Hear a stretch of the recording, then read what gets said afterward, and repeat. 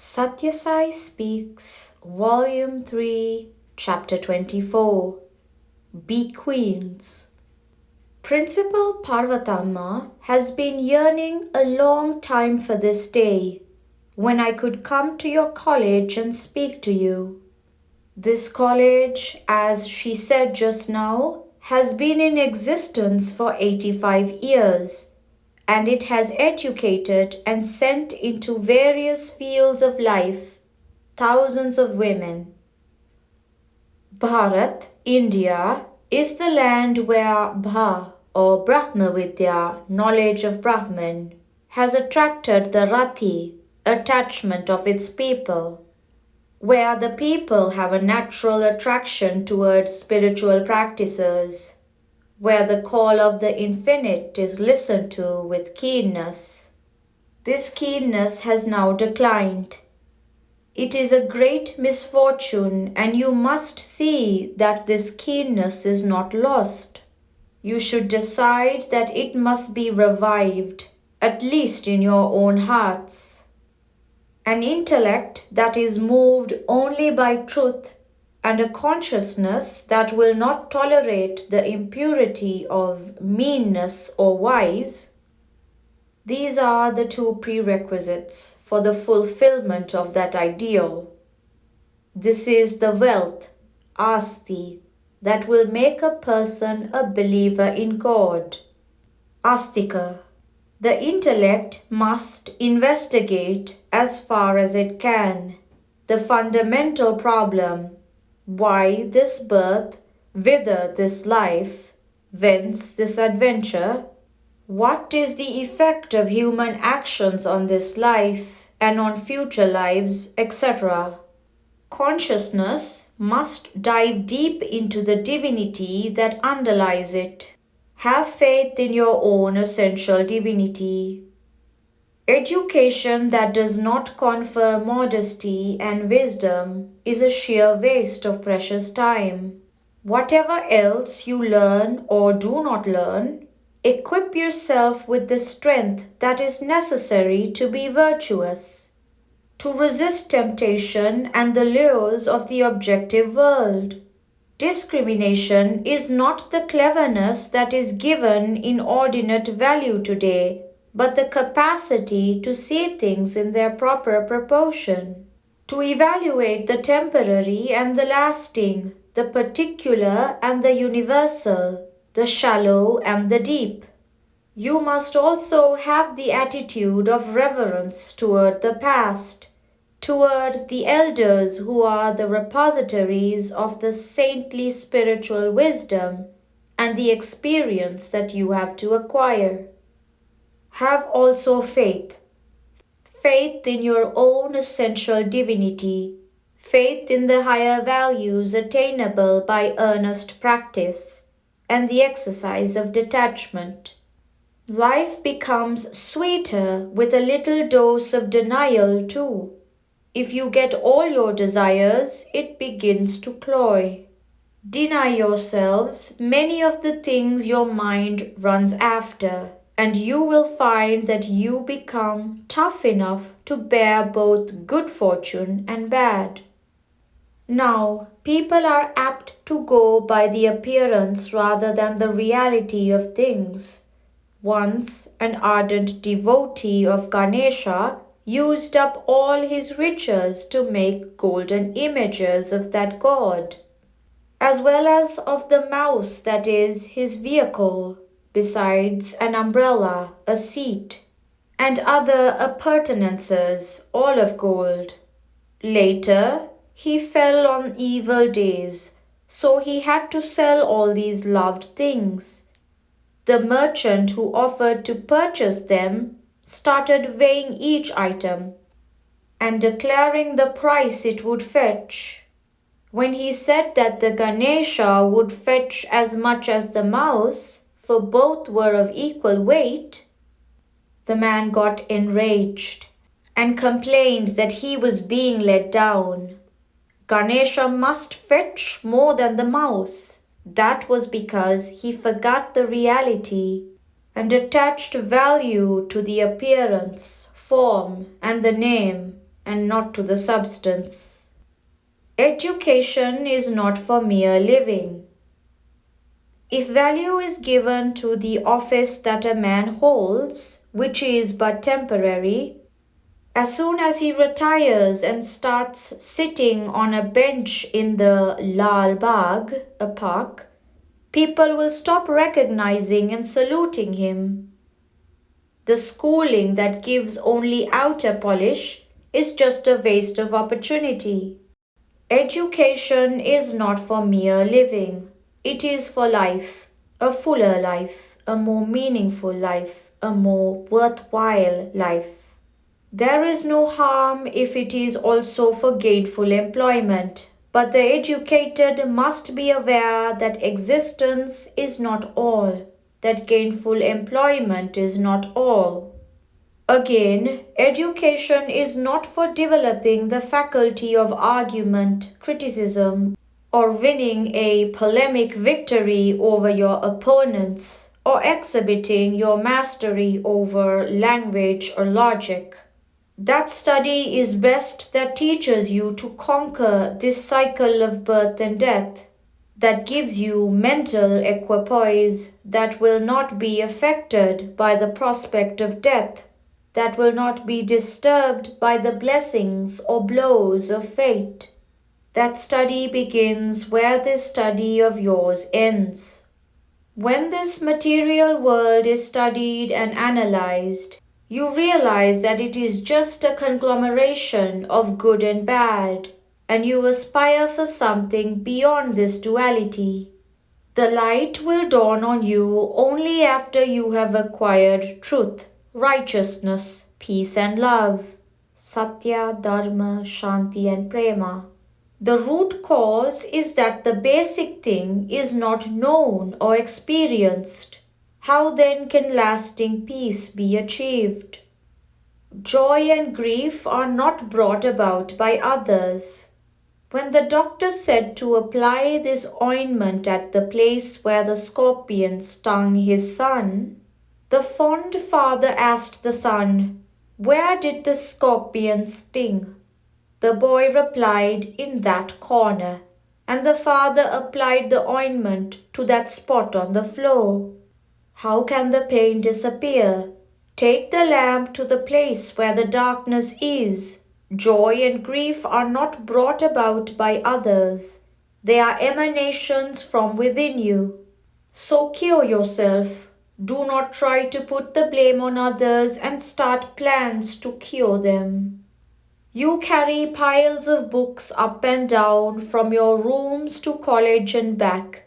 You know more about questions than about the answers. You can learn more by observation and meditation than by poring over the pages of books. The really valuable things you can learn from the Vedas, the Upanishads, and the religious scriptures. A Pandit engaged a boat to take him across the flooded Godavari river. When the journey over the river started, he began a lively conversation with the boatman.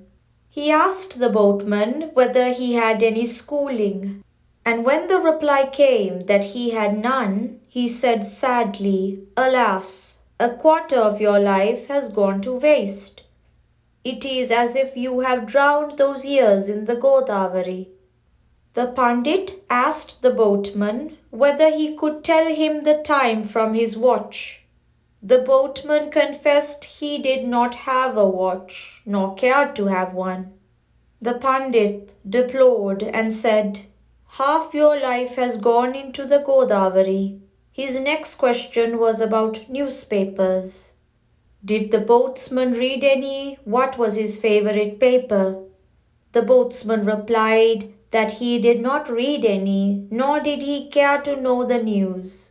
He had enough to worry about already. The Pandit declared forthright that 3/4 of the boatman's life had been liquidated. Just then the sky darkened with storm clouds, and there was an imminent threat of rain. The boatman turned to the Pandit. It was his turn to put a question. He asked, Can you swim?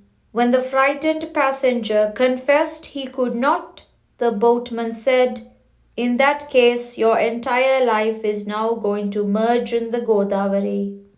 This is the case of the educated in India today. They do not have the education that will help them in distress or dire need to win back their mental poise.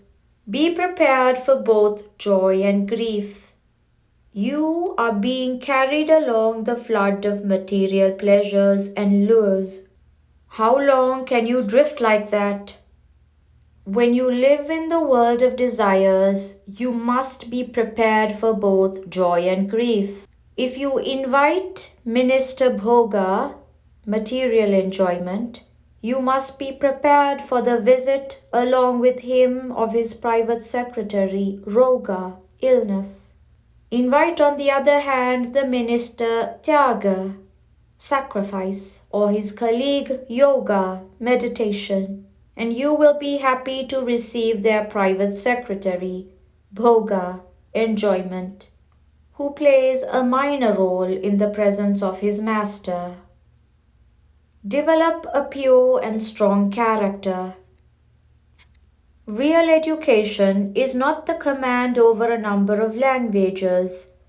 I remember an incident that happened some time ago. The wife of an educated gentleman used to get letters from a certain Lakshmi Narayana, and the husband suspected him to be a boyfriend of her college days. When a telegram came one day asking the wife to meet Lakshmi Narayana at the railway station, he hid the message and waited for developments, full of anger at the stranger as well as his own wife.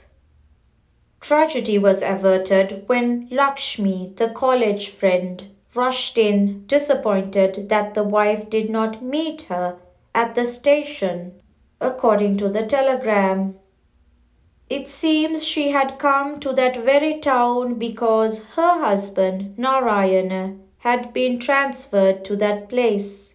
Mere literacy is the source of such silly suspicions. What is the worth of education if virtuous conduct is not found in those who claim to have been educated? Develop a pure and strong character. Remember, most of you will get married and you will have the great responsibility of rearing up families. That is a very valuable opportunity. Learn to adjust your likes and dislikes to those of others.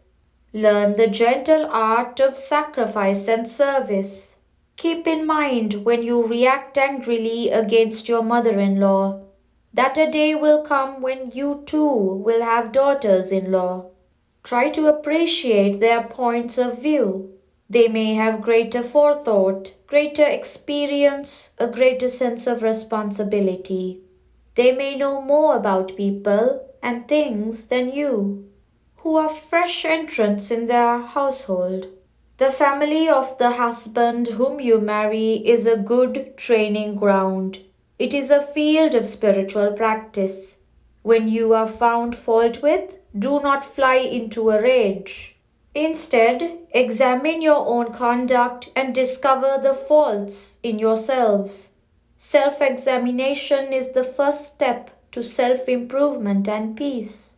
Do not exaggerate the faults of others, but give them a wide margin and see them as small. Exaggerate yours. See them big and strive to remove them fast. Take all fault finders as your friends and well-wishers, for they give you warning signals in time. Cultivate a sweet temper and sweet speech. I find that nowadays the art of cynical argumentativeness has spread everywhere. This is a dangerous sign. On account of this, reverence has disappeared and respect for the teacher has also gone. Of course, there are teachers who undermine their own dignity by such acts as begging cigarettes from their own students. A murderer was once sentenced in court, but while arguing his defense, He pleaded, I am the Atma, pure self, as the Gita declares. How can I kill or the deceased be killed? The judge answered, Do not worry, you will not die when you are hanged, nor can I get you executed. It is all Atma, undying, unkilling, everywhere in all. Dharma, law, is applied by such people only when it suits them. Otherwise, they do not care for its commands. Cultivate a sweet temper and sweet speech, which is its natural consequence. Speak without anger or spite, without any artificiality or formality, straight from the heart. Then you will be spreading joy and love among all. When your parents plead that they cannot afford to clothe you as you wish, or give the various frills of finery that you crave, do not get wild and quarrel with them. Be bold enough to resist the temptation of yielding to the pressure of the crowd. Remember, nourishing good qualities, guna poshana, is as important as nourishing the body, deha poshana. Be silent partners, inspirers, and teachers. You go about filling every bus in attractive dresses and carrying heaps of books. But let me tell you that the greatest beauty aid for women is virtue. Attach importance to discipline, nishta, and not to breakfast, nashta. You can miss breakfast but not discipline. Live a regulated, disciplined life from now on. Make it a habit, an armor that will protect you from harm. Pray to God and recite His name or meditate on His glory for some fixed period of time every day. You will find it amply rewarding. Don't say, Let me have a taste of the reward, and then I shall start the spiritual practice. Practice and the experience will follow, must follow. This college is known as the Maharani's Women's College. I want each of you to be a Maharani, queen of your household. Queens watch the world from the inner apartments of the palace, through interstices in the wall or enclosures. They can see, but they are safe from other eyes. That is the highest women's duty, as laid down in the scriptures, sastras. You should not be seen or talked about. You must be away from public gaze. You must be silent, invisible partners, inspirers, and teachers. If you desire that others honor you, you should honor them too. If others must serve you, serve them first. Love begets love. Trust engenders trust. Self-aggrandizement and selfishness bring disasters in their train. As a matter of fact, no joy can equal the joy of serving others. Be like this timepiece. Show the correct time to all who desire to know, regardless the person who comes for the information. It has no likes and dislikes. A prayerful life will be a source of strength. People call you weak. Do not believe it.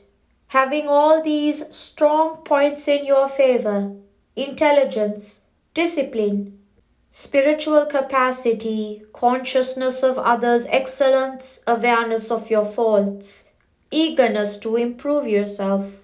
How can you be called weak? I was asked by your principal to plant a champaka tree in the garden of this college, and I did it gladly. But the thing that will give me greater pleasure is to plant the sapling of prayer in your hearts. A prayerful life will not yield to the fury of passion. It will be a source of strength and cooperation. Decline in the discipline of constant thought of the Lord, Namasmarana, has been the cause of the decline of this country. A single household now has 10 factions and parties. Those who cannot reform their own homes have started reforming the country and advising cooperation and harmonious living to others. Knowledge of the Atma as the very basis of all beings is now forgotten, and that is the cause of lack of peace, all the unrest, the confusion, and the moral crisis of today. It is to awaken the sleeping and communicate this message to them that I have come. I bless that all of you may have lives full of joy and peace. I bless that this college may have many, many more years of useful life. Useful in helping the women of this land to realize themselves and help others to do so. Maharani's Women's College, Mysore, 1963, September 12. The journey of every person is toward the cemetery. Every day brings you nearer to the moment of death. So do not delay the duty you must carry out for your own lasting good. Recognize that you are Shiva, God, before you become a Sava, corpse. That will save you from further deaths. Sathya Sai Baba.